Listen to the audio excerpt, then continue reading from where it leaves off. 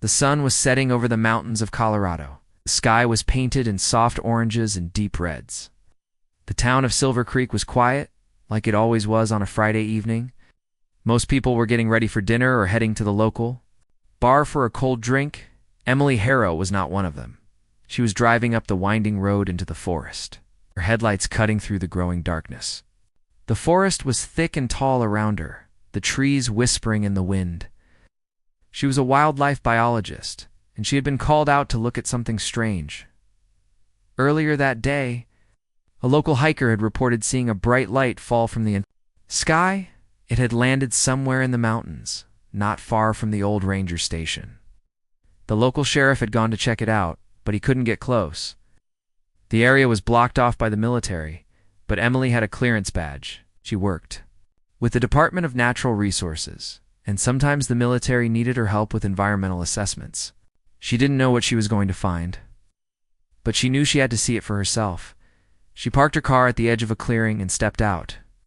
The air was cool and smelled like pine and damp earth.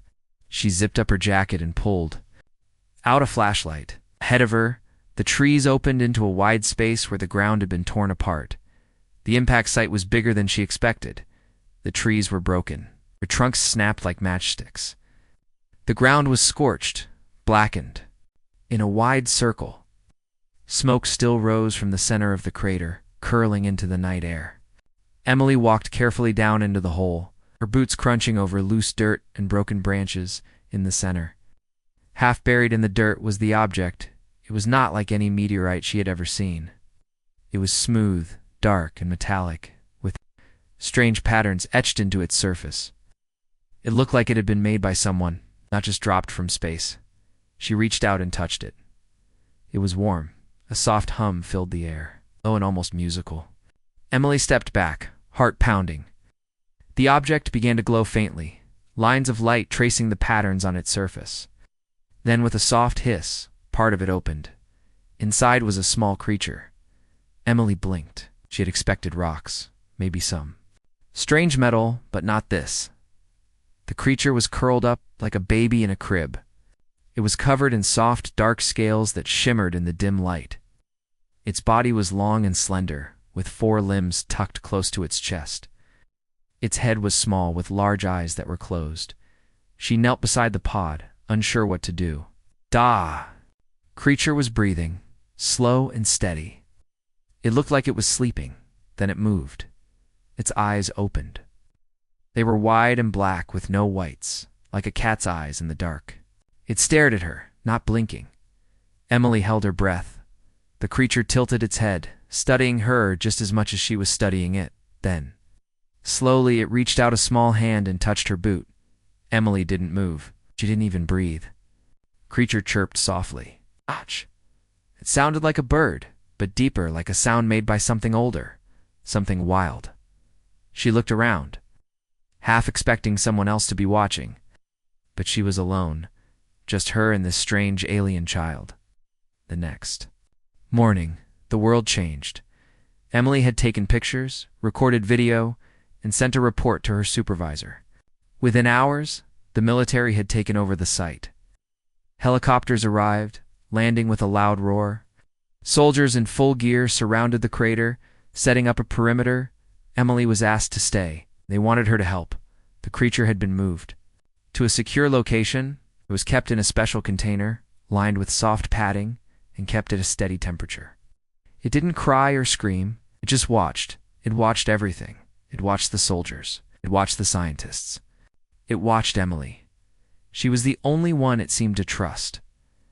Over the next few days, more reports came in from around the world. Strange objects had landed in Africa, Asia, Europe, South America, and Australia. Each one held a creature like the one Emily had found. They were all small. They were all young, and they were all alone. Governments scrambled to understand what was happening. Some thought it was a test. Others feared it was an invasion. But no one could explain why the creatures were left behind. They were not like humans. They were not like any known animal. They were something else. They were predators. Weeks passed. Creatures were studied, observed, and cared for. But something was wrong. They would not eat. They would not sleep. They would not respond to anyone except the people who had found them. Emily's creature was the same. It would only look at her, only reach for her, only respond when she spoke to it. She tried feeding it. She tried giving it water. It refused. Everything, one night, she sat beside its enclosure, watching it sleep. It looked so small, so fragile. She whispered to it, not knowing if it understood. "What are you doing here?" As if in answer, the creature opened its eyes. It stared at her for a long time. Then it made a sound. Not a chirp, not a growl, something. Softer. Emily felt a strange warmth in her chest. This was not just an animal. This was not just a test. This was a child. A few days later, a team of scientists arrived. They wanted to run more tests. They wanted to know if the creatures could be trained, if they could be controlled. Emily disagreed. "They're not machines," she said. "They're not pets. They're scared. They're confused. They need something. More than just food and shelter." The lead scientist, a man named Dr. Richard Bennett, frowned. "They're intelligent. We've seen signs of mimicry. They learn fast. But they're not learning from you," Emily said. "They're not learning from anyone except the people who found them." Dr. Bennett looked at the creature and the enclosure. It was watching them both, silent and still. "What do you think they need?" he asked. Emily thought for a moment. "They need to feel safe," she said. "They need to feel loved." Dr. Bennett raised an eyebrow. "You're saying they need parents?" Emily nodded. Double quotes, "I think they need us." That night, Emily stayed with the creature longer than usual. She sat beside its enclosure, talking softly, telling it stories. She didn't know if it understood her words, but it seemed to relax when she spoke. After a while, it reached out and touched the glass. Emily smiled. "You're not alone," she whispered. "I'm here." Outside, the world was still trying to make sense of what had happened. Why had these creatures been left on Earth? Who had sent them? But in that quiet room, under the soft hum of lights, one thing was clear. They were not just predators, they were children, and for some reason, they had been given to humans. Emily woke up early the next morning. She had slept poorly, her mind racing with thoughts about the creature. What did it want? Why was it here? Most importantly, why did it seem to trust her? She got dressed quickly and drove back to the research facility. When she arrived, Dr. Bennett was already there. He greeted her with a nod and handed her a clipboard. "We've been monitoring the creatures," he said. "They're not responding well to our methods." Emily looked at the notes on the clipboard. Creatures were refusing food, water, and even attempts at interaction.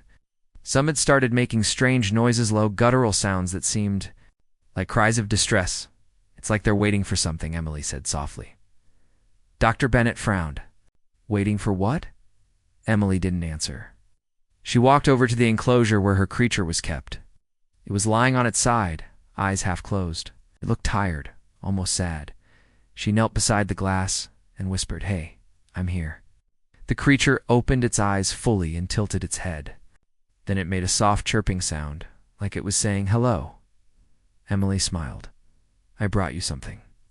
She reached into her bag and pulled out a small stuffed animal, a gray wolf pup. It was soft and fluffy with big black eyes. She had bought it on impulse the night before, thinking it might comfort the creature. She held it up to the glass. The creature stared at it for a moment, then reached out a hand. It tapped the glass gently, as if asking for the toy. Emily opened the enclosure and placed the stuffed animal inside. The creature sniffed it, then curled around it like a baby holding a blanket. Dr. Bennett watched from the doorway. "That's interesting. They're not just animals," Emily said. "They're children. They need more than just science."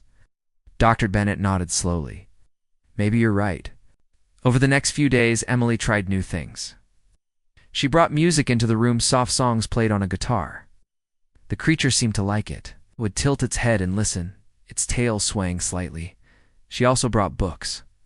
She read aloud to it, choosing stories about animals and nature. The creature didn't understand the words, but it liked the sound of her voice. Other scientists began to notice. They started copying her methods. Soon, stuffed animals and blankets appeared. In every enclosure, music played softly in the background, and the creatures began to change. They ate, they drank, they started moving around more. They even began mimicking sounds. One day, Emily was sitting beside her creature when it made a noise. Not a chirp or a growl, but something different. Ma. Emily froze. Did you just say ma?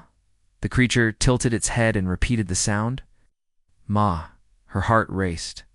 You're trying to talk? The creature chirped again, louder this time. Ma. Emily laughed, tears filling her eyes.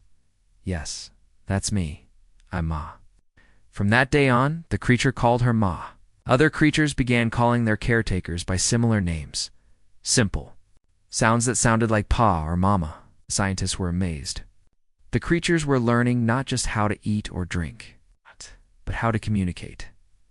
Meanwhile, news of the creatures spread across the world. Governments debated what to do with them. Others thought they should be returned to space, but no one knew who had sent them more. Why? Reports came in from other countries. Creatures there were behaving the same way. They were bonding with humans, learning simple sounds, showing signs of intelligence. In Japan, a young girl named Hana had adopted one of the creatures. She called it Kuro, which meant black in Japanese.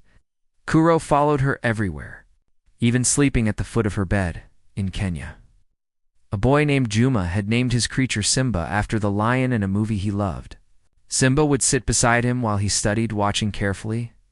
In Brazil, a farmer named Maria kept hers in a barn. She called it Lua, which meant moon. Lua loved to climb trees and stare at the sky. Each creature was unique, but they all shared one thing: a deep connection to the humans who cared for them. Back in Silver Creek, Emily spent every day with her creature. She named it Rallick, a name she found in an old book about stars. It meant brave traveler. Grew quickly. Within weeks, it was twice its original size. Its scales became darker, shinier. Its claws grew sharper, though it never used them. Emily taught it how to play. She rolled a ball across the floor, and Rallick chased it, pouncing like a kitten. She showed it pictures of animals and pointed to each one, saying their names. Rallick would mimic the sounds, though they always came out strange and distorted. One day, Bennett came into the room looking excited. "We've decoded part of their language," he said. "It's not vocal, it's physical." "Physical?" Emily asked. He nodded. "They use body movements, sense, and low-frequency vibrations. We think they can sense emotions, too." I hadn't thought about this. Rallick always seemed to know when she was happy or sad. Yeah, maybe it wasn't just coincidence. "We teach them human words?" she asked. "Maybe, Doctor," Bennett said. "But it won't be easy." Emily smiled. "Nothing worth doing ever is." That evening, Emily stayed late at the facility. She sat cross-legged on the floor with Rallick, holding up flashcards with pictures of animals. She pointed to each, one, and said its name: cat, dog, bird. Rallick watched intently, tilting its head. Then it made a sound, a low rumble that vibrated through the air. Emily felt it in her chest. Wasn't a word, but it was close. "Good job," she said, clapping her hands. Rel chirped happily and leaned against her leg. Just then, the lights flickered. The hum of electricity faded, plunging the room into darkness. Emily froze. What's going on? A red emergency light blinked on above the door. Alarms blared faintly in the distance. Then she heard voices outside. "Power outage." Someone shouted, "Check the generators." Emily grabbed a flashlight and turned it on. Rallick pressed closer to her, its eyes wide and alert. "It's okay," she whispered. "We're safe." But as she looked around the darkened room, she couldn't shake the feeling that something was wrong, something bigger than a power outage. Later that night, Emily lay in bed staring at the ceiling. Rallick's face kept appearing in her mind, its bright, curious eyes, its soft chirps and growls. Why had they been left on Earth? Who had sent them? And why did they trust humans so completely? She closed her eyes, trying to sleep. Dreams, she saw flashes of images, strange, vivid scenes that felt real. She saw stars, billions of them, stretching across an endless black sky. She saw planets, glowing faintly in the distance. She saw ships, huge, sleek vessels that moved silently through space. And she saw battles, terrible, brutal fights between two groups of aliens. One side was tall and proud with sharp features and glowing eyes. The other side was shapeless, a swarm of shadows that consumed everything in its path. Emily woke up gasping for air. Her heart was pounding.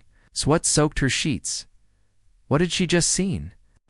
She turned on the lamp beside her bed and stared at her hands. They were trembling. The images felt like memories, but they weren't hers. The next morning, she went straight to the facility. Rallic was waiting for her, curled up in the corner of its enclosure. When it saw her, it chirped and ran to the glass. Emily knelt down and touched the glass. "Did you send me those dreams?" Rallic tilted its head, studying her. She sighed. "I don't know what's happening, but I think you're trying to tell me something." It just then, Dr. Bennett walked in. "Emily, we need to talk." She stood up. "What is it?" He hesitated, then said, "There's been another report. People all over the world are having visions, dreams, just like you described." Emily's eyes widened. "Dreams about a war, Doctor?" Bennett said. "Ah, a war among the stars." Emily looked at Rallic. The creature gazed back at her, its eyes filled with understanding. It wasn't just a child, it was a messenger, and the message was clear. The war was coming. Emily sat on the floor of the research facility, staring at Rallic. The creature was curled up beside her, its dark scales shimmering faintly in the dim light. It seemed calm, but Emily couldn't shake the feeling that something big was about to happen. She thought about the dreams again, the stars, the planets, the battles. They felt so real, like memories being forced into her mind. She didn't understand them, but she knew they were important. Dr. Bennett walked into the room holding a folder. "We've got more reports," he said. "People all over the world are having the same dreams." Emily nodded. "What do they mean?" "That's what we're trying to figure out, Doctor," Bennett replied. "Some think it's a message.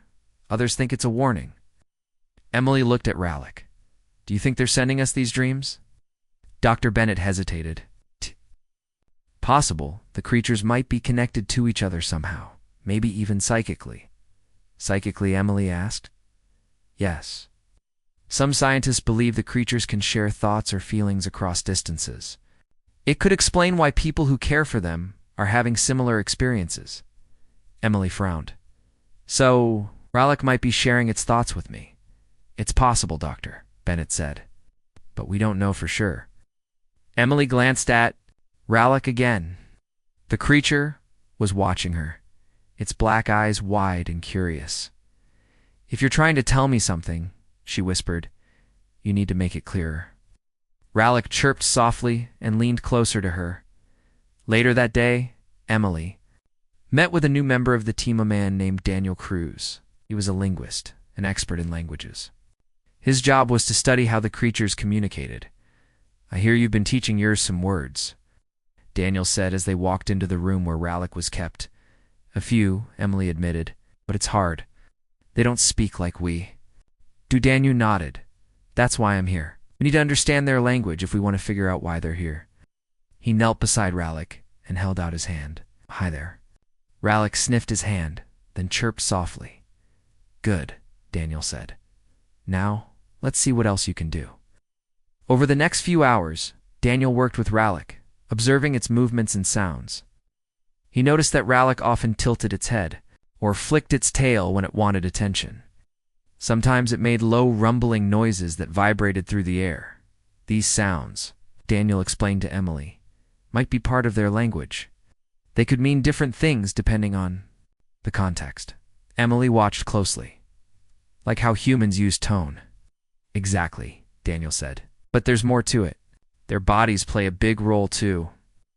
Look at how Rallic moves its tail when it's happy, or how it presses against you when it wants comfort." Emily nodded. "So their language isn't just about sound, it's about movement and touch too."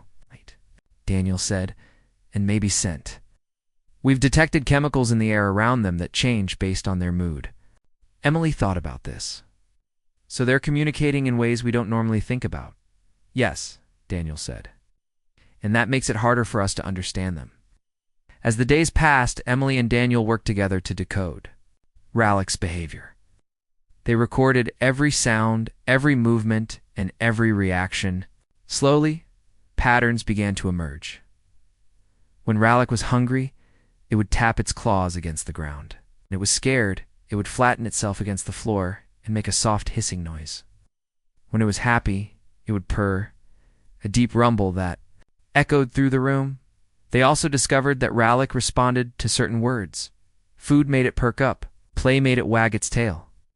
Ma made it chirp excitedly. One day, Daniel brought in a small machine that could mimic low-frequency vibrations. He turned it on and aimed it at Ral. The creature froze, its ears twitching. Then it chirped loudly and ran toward the machine. It understands, Daniel said, smiling. This is progress. Emily smiled too.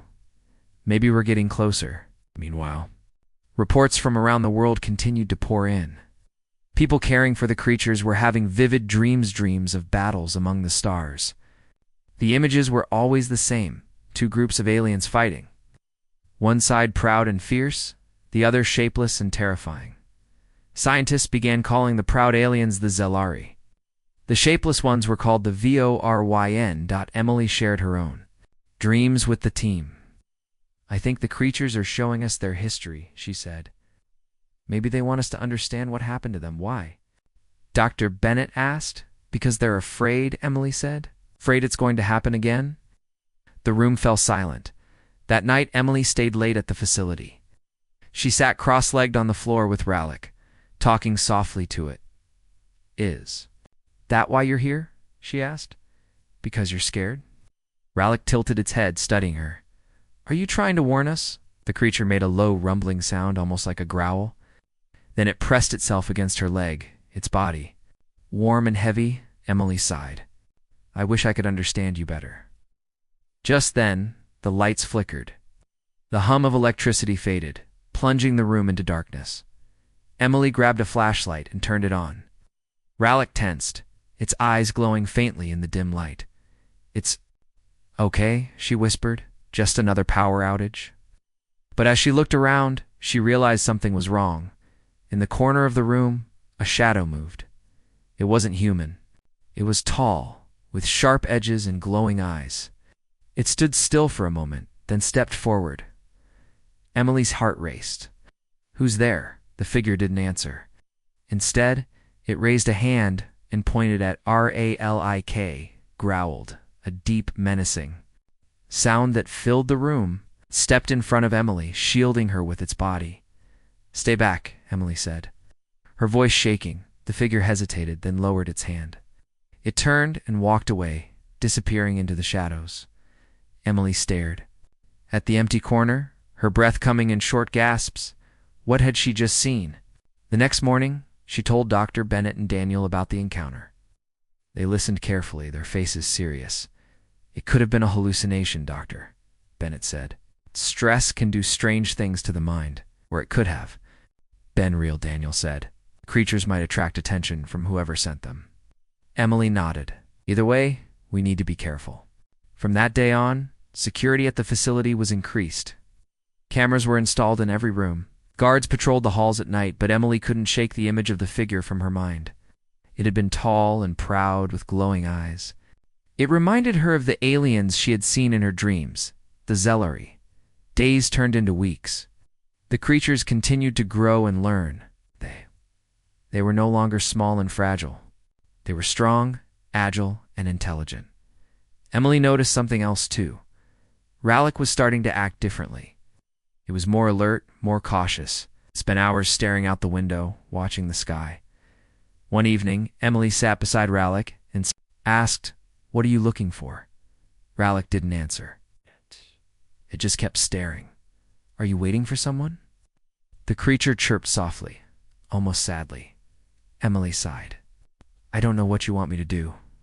Rallick turned to her and made a sound, a low, vibrating noise that felt like a question.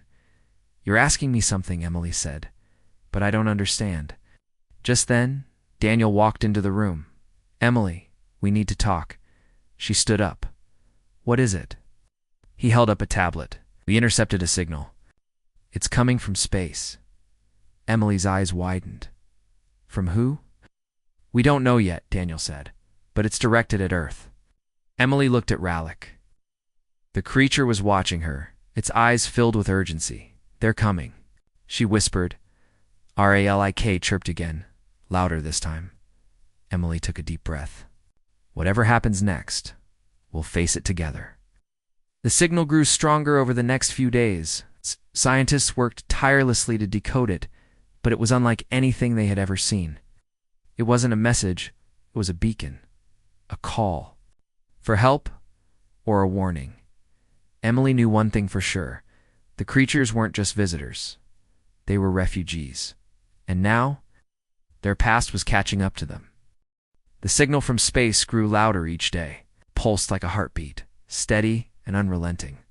Scientists worked around the clock to decode it, but no one could make sense of its patterns. It wasn't a language at least not one humans understood. Instead, it felt like a call. A summons meant for someone else. Emily spent most of her time with Ralik, watching him closely.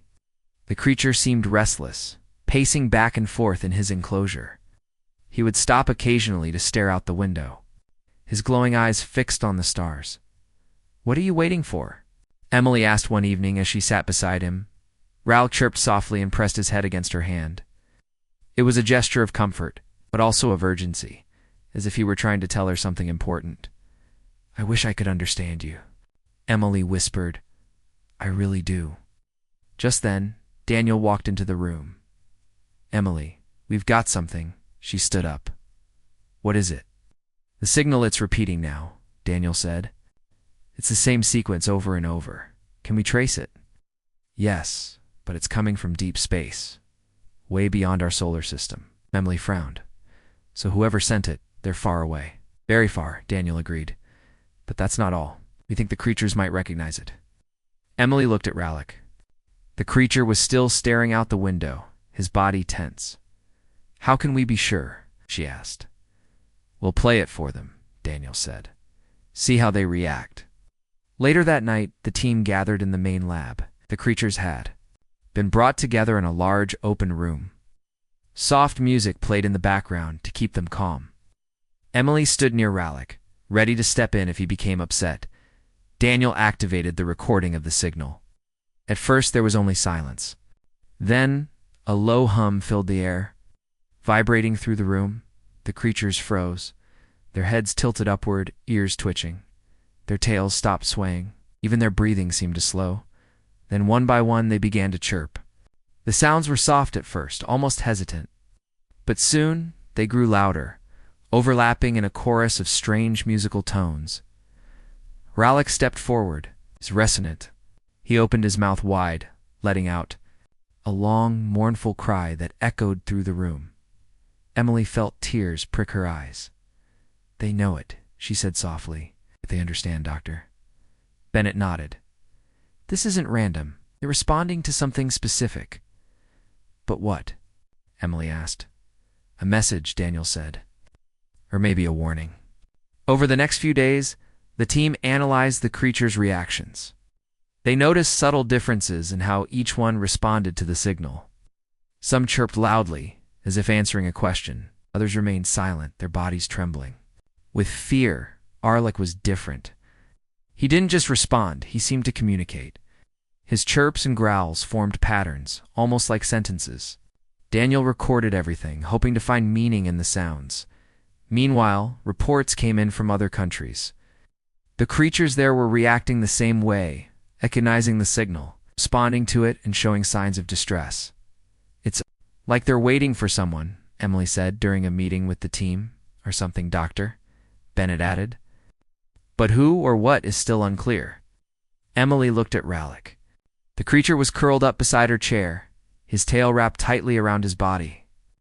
He looked smaller somehow, more vulnerable. "Whatever it is," she said, "it scares them." That night, Emily stayed late at the facility. She sat cross-legged on the floor with Ralik stroking his back gently. The signal played softly in the background, a constant reminder of the unknown. "You're safe here," she whispered. "No matter what happens, I'll protect you." Rallick chirped softly and leaned into her touch. His eyes closed, but his body remained tense. Just then, the lights flickered. A hum of electricity faded, plunging the room into darkness. Emily grabbed a flashlight and turned it on. Rallick stood up quickly, his ears perked and his tail stiff. "It's okay," she said. Ow. "Just another power outage." But before she could say more, a loud noise filled the air, a deep, rumbling sound that shook the walls. Emily froze. "What was that?" Rallick growled, a low, menacing sound that vibrated through the room. He stepped in front of her, shielding her with his body. Outside, the sky lit up with a bright flash of light. It was so intense that Emily had to shield her eyes. When the light faded, she saw something massive hovering above the facility. It was a Shapan, enormous, sleek vessel that glowed faintly in the night sky. Its surface shimmered like liquid metal, reflecting the stars. Emily's heart raced. Who's there? The ship didn't move. It just hovered silently, casting a shadow over the building. Inside the facility, alarms began to blare. Soldiers rushed into the room, weapons drawn. "Everyone, evacuate." One of them shouted. Emily shook her head. "I'm not leaving Rallick." The soldier hesitated, then nodded. "Fine, but stay close." Rallick growled again, louder this time. His claws dug into the floor as he stared at the ship. Emily knelt beside him. "It's okay. We'll face it together." After several tense minutes, the ship descended slowly, landing in a nearby field. A hatch opened, revealing a tall figure. Silhouetted against the light, the figure stepped forward. It was humanoid, with sharp features and glowing eyes. Its skin shimmered like the ship, and its movements were smooth, almost graceful. Emily tightened her grip on the flashlight. "Are you?" The figure raised a hand, palm outward. It spoke, but its voice wasn't audible. Instead, the words filled Emily's mind, clear and unmistakable. "We are Zalari. We've come for our young." Emily's breath caught in her throat. "Your young?" The figure nodded. "They are our children. We left them here to protect them." "From what?" Emily asked. "The Vorin," the figure replied. "Our enemies. They seek to destroy us and all who stand with us." Emily glanced at Rallick. The creature was watching the Zalari intently, his body trembling. "Why did you leave them with us?" she asked. "Because you are kind," the Zalari said. "Because you care for those weaker than yourselves. Because you are strong without cruelty." Emily felt a lump in her throat. "But we don't understand them. We don't know how to help." "You already have," the Zalari said. "You have kept them safe. You have taught them. You have shown them compassion." Emily looked at Rallick again. The creature was still staring at the Zalari, his eyes wide with recognition. "Do you want to go with them?" she whispered. Rallik chirped softly, almost sadly. Then he leaned against her leg, pressing his head into her hand. Emily sighed. "I don't want to lose you." The Zalari tilted its head, studying her. "You will not lose him. He is part of both worlds now." The next morning, the Zalari loaded the creatures onto their ship. The process was quiet and orderly. Creatures followed the Zalari willingly, though some hesitated, looking back at the humans who had cared for them. Emily stood beside Rallick, holding his hand tightly. The Zalari emissary approached them, stopping a few feet away. "He wishes to stay," the Zalari said, "but he cannot." "Why not?" Emily asked. "The war is coming," the Zalari replied. "And he must be ready." Emily swallowed hard. "Will I ever see him again?" "Perhaps," the Zalari said. "If you choose to fight." Before Emily could respond, Rallick stepped forward. He chirped softly, then made a sound, a low, vibrating noise that felt like a question. The Zalari nodded. "He asks if you will join us." Emily looked at Rallick. The creature was watching her, his eyes filled with hope. She began, her voice shaking. "I don't know." Rallick pressed his head against her hand one last time. Then he turned and walked toward the ship. Emily watched as the hatch closed behind him. Ship lifted off the ground, rising slowly into the sky. It hovered for a moment, then shot upward, disappearing into the stars. Tears streamed down Emily's face. Goodbye, Rallick. Later that day, Emily met with Daniel and Dr. Bennett. They sat in the empty lab, surrounded by silence. What happens now? Daniel asked. We wait, Doctor, Bennett said. Prepare. Emily nodded. The war is coming, and when it does, we'll be ready. Far away in the depths of space, the Zelari fleet prepared for battle. Among them, Rallick stood tall, his scales gleaming in the light of distant stars. He remembered the kindness of the humans, their strength, their courage, and he knew deep in his heart that they would stand with him. When the time came, the days after the Zelari's visit felt strange and empty.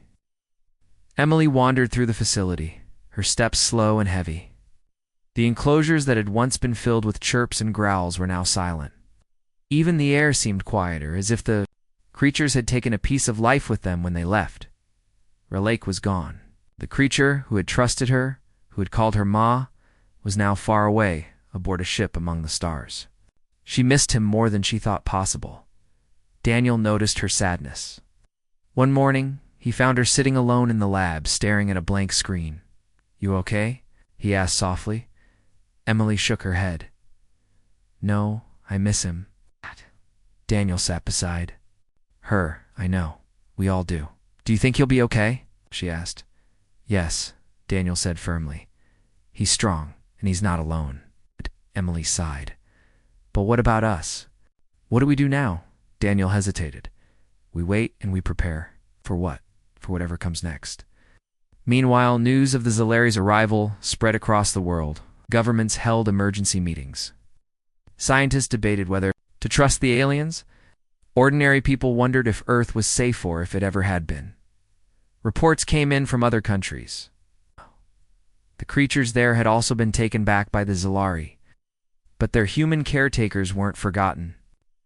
Out, sharing stories of how the creatures had changed their lives. In Japan, Hannah posted videos of Kuro online. She talked about how the creature had followed her everywhere, like a shadow. He wasn't just an animal, she said.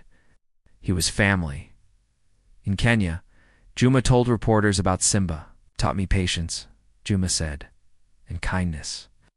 In Brazil, Maria described Lue's love for climbing trees. She was wild, Maria said, but she trusted me. These stories spread quickly, uniting people around the world. The creatures weren't just aliens, they were symbols of hope. Proof that humans could care for something beyond themselves. But not everyone was convinced. Some feared the Zelari. Others doubted their intentions. Protests erupted in cities worldwide, with people demanding answers. Why did they leave their children here? One protester shouted, What do they want from us? Are they our allies? Or our enemies? Another asked. Emily watched these debates on TV, her heart heavy. She wanted to believe the Zelari were good, but she couldn't ignore the fear. In people's voices? What if they're lying? She asked Daniel one evening. About what? He replied. About protecting their children. About trusting us.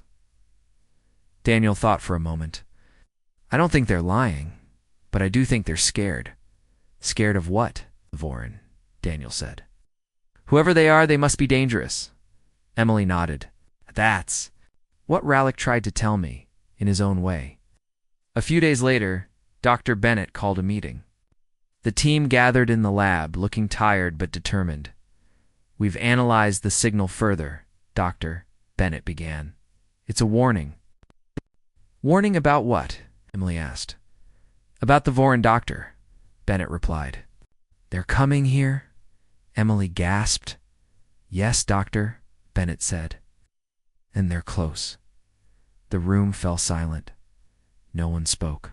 No one moved. Finally, Daniel broke the silence. What can we do? We fight, Doctor? Bennett said simply. Fight. Emily repeated. How? We're not soldiers. No, Dr. Bennett agreed. But we can learn. The Zelari left their children with us for a reason. They saw something in us, something worth trusting. Emily frowned. But what? Our strength, Doctor, Bennett said. Our compassion. Our ability to adapt. Emily thought about this. She thought about Rallick, about how he had learned to trust her, about how he had grown stronger under her care. Maybe you're right, she said softly. Maybe we can fight. The next day, the government announced a plan. Training bases would be set up across the world. Volunteers would learn Zalari tactics, study their technology, and prepare for battle. Emily signed up immediately. Oh. So did Daniel. Together, they joined hundreds of others who had cared for the creatures. The training was hard. Them how to use weapons, how to move in teams, how to survive in hostile environments. Scientists showed them how to operate alien devices, how to read signals, how to communicate with the Exler. Emily struggled at first. She wasn't used to holding a gun or running drills, but she kept going, driven by memories of Rallick. Doing this for you, she whispered one night as she lay in bed. I won't let you down. As the weeks passed, Emily grew stronger. She learned quickly, surprising even herself. Daniel noticed too. You're a natural, he said one evening after a particularly tough drill. Thanks, Emily replied. But I'm still scared. We all are, Daniel said. But we're ready. Emily nodded. Yeah, we have to be. Meanwhile, reports came in from space. Telescopes detected movement near the edge of the solar system. Ships, hundreds of them, were heading toward Earth. The Vorin had arrived. Panic spread across the globe. People fled cities, seeking shelter in rural areas. Governments declared states of emergency. Military forces mobilized. But not everyone gave up hope. In Silver Creek, the town came together. Neighbors helped each other prepare. Supplies were shared. Plans were made. Emily returned home briefly to check on her family. Her parents were scared, but proud of her. You're brave, her mother said, hugging her tightly. I'm not brave, Emily replied. I'm just doing what I have to. Her father smiled. That's what makes you brave. Back at the training base, the final preparations were underway. Equipment was checked. Strategies were reviewed.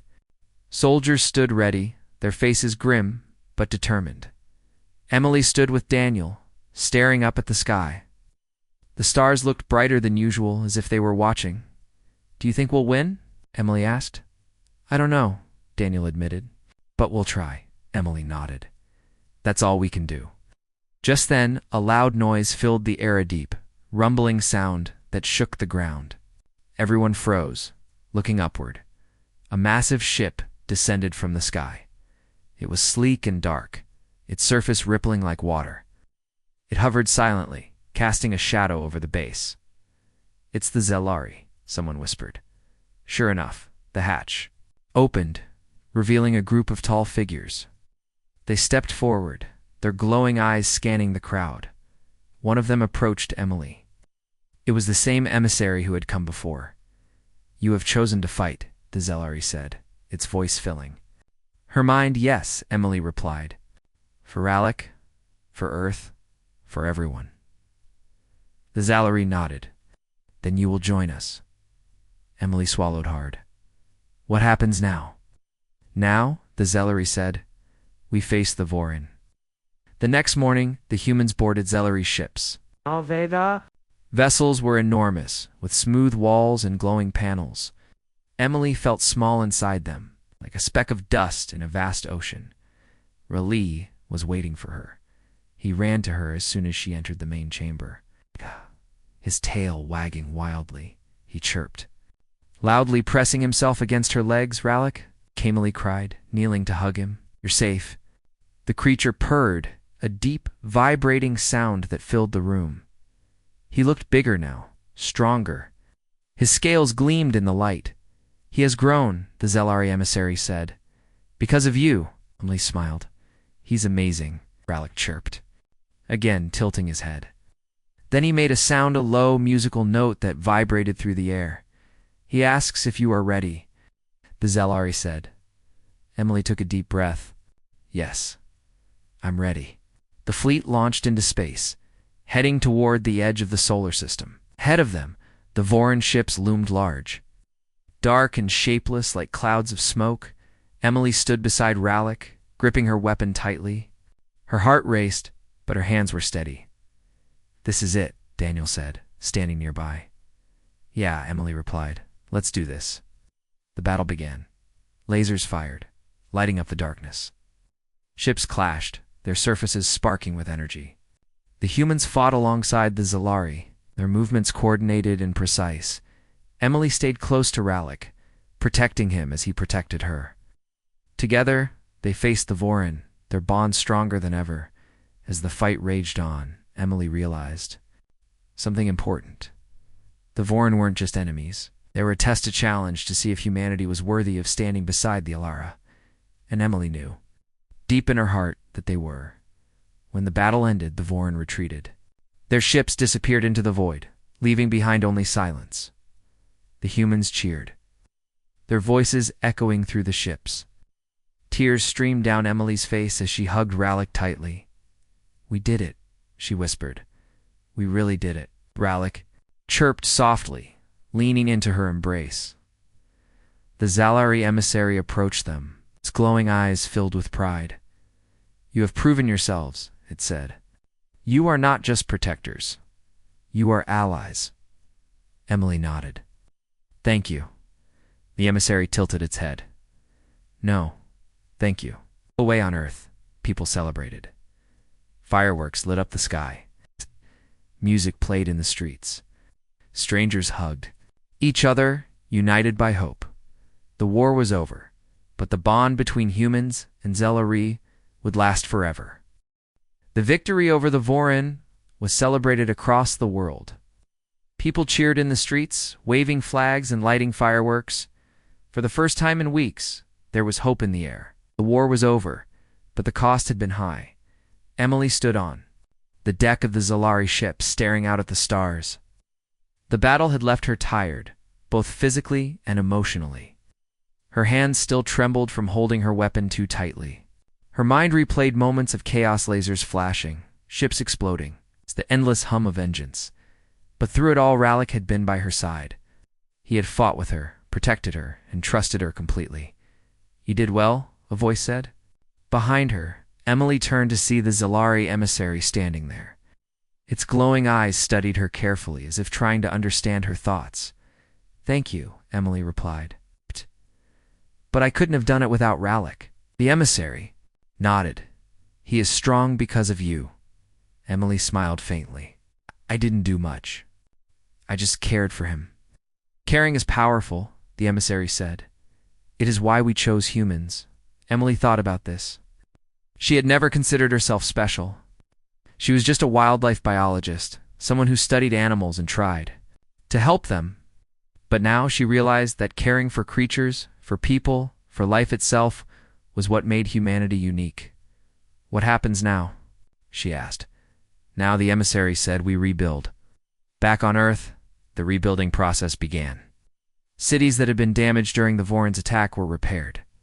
Supplies were distributed to those in need. Governments worked together, setting aside old disagreements to focus on recovery. But not everyone was happy. Some feared the Zalari would stay, taking over Earth's resources. Others worried about another attack, wondering if the Voran would return. Protests erupted in major cities. People held signs that read, "Protect our planet and no aliens here." Emily watched these protests on TV, her heart heavy. She understood the fear. She had felt it herself when the Zalari first arrived. But she also knew they weren't enemies. "They're scared," Daniel said one evening as they sat together in the lab. "They don't know what to believe." "I know," Emily replied. "But how do we convince them?" "Maybe we can't," Daniel admitted, "but we can show them how, by telling our story."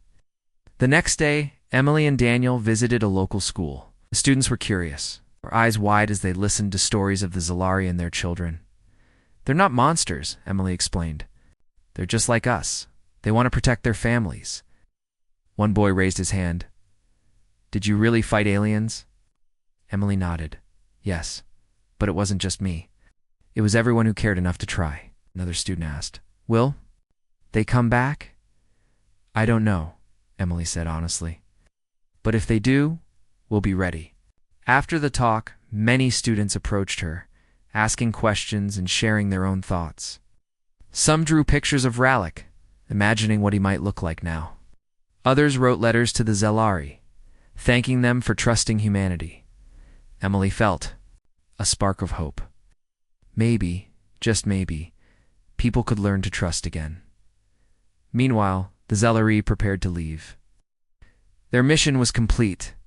Their children were safe, and the Vorin had been driven back. But before they departed, they wanted to say goodbye. A gathering was held in a large field outside Silver Creek. Hundreds of people attended, including Emily, Daniel, and others who had cared for the creatures. The Zelari ships hovered silently above, casting long shadows over the crowd. The emissary stepped forward, its glowing eyes scanning the faces below. Humans. It began, its voice filling everyone's minds. "You have shown courage. You have shown strength.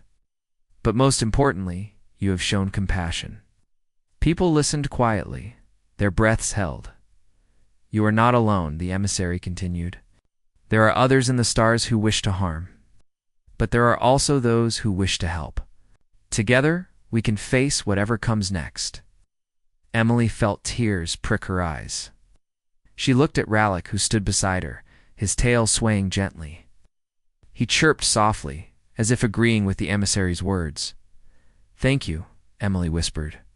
Though she wasn't sure if the Zelari could hear her, the emissary tilted its head. "No, thank you." Then slowly the Zelari turned and walked back toward their ships. The crowd watched in silence as the vessels lifted off the ground, rising into the sky. Within moments, they disappeared, leaving behind only empty air. That night, Emily sat alone in her backyard, staring up at the stars. Rallick lay beside her, his warm body pressed against her leg. The air was cool, filled with the scent of pine and damp earth. "Do you miss them?" Emily asked softly. Rallick chirped, tilting his head. Then he leaned closer, pressing his head against her hand. Emily smiled. "Me too." She thought about the Zelari, about their pride and their strength. She thought about the Vorin, about the darkness they represented.